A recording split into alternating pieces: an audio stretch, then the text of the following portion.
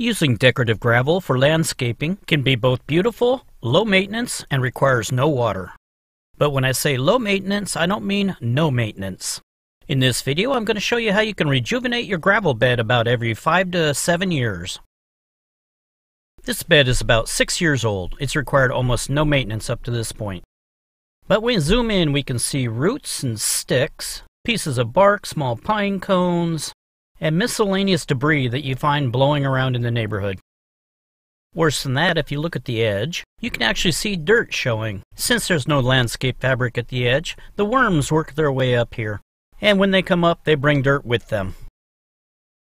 If that edge is on the high side of the gravel bed, the rain will take this dirt and wash it down through the gravel. Once that starts happening, plants start to grow in the gravel. Every time you mow your lawn, grass clippings can land on top of it. This also will break down into mulch and be soaked into the gravel. So as you can see, it takes time, but eventually you have to do maintenance on a gravel bed. I've found the absolute easiest way to pull this gravel up is with a shop vac. It'll suck up all the gravel, debris, and the dirt. However, this process can be a bit complicated if your trusty pooch considers the shop vac to be its nemesis. While vacuuming, periodically empty out the shop vac and check it to see if you're getting any dirt buildup on the inside of the hose. If you are, simply rinse the hose out. When I pulled the landscape fabric back, I found a mess of roots. These roots are actually making their way through the landscape fabric. Now, I don't have any trees in my lawn, but the neighbor does. I water my lawn, they don't. The tree roots will go where the water is. So I'll have to do something to fix this. After the gravel is gone, you want to re-level the dirt.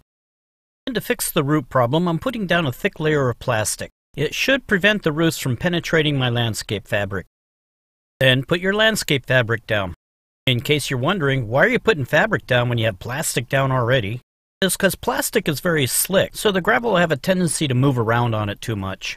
The landscape fabric will hold the gravel into place, and also help keep the gravel from punching holes in the plastic if someone walks on it. Now, we need to turn this dirty gravel back into this beautiful gravel.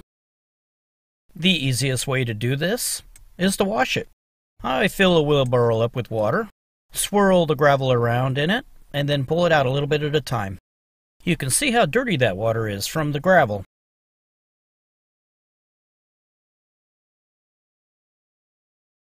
Now, depending on how much water you want to use, you want to periodically get rid of this dirty water and put fresh stuff in. Frequent water changes has a couple other advantages. There's the obvious fact: the cleaner the water is, the cleaner your washed gravel will be.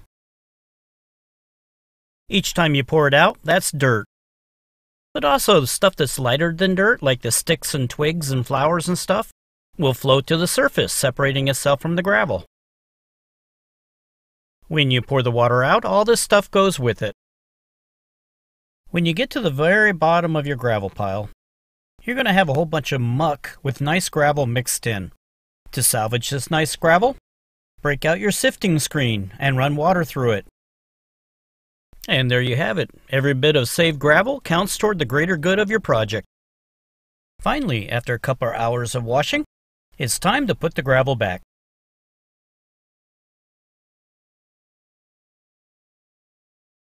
Man, this bucket holds a lot of gravel. As the sun starts setting over the horizon after a hard day's work, you can finally start spreading the gravel out.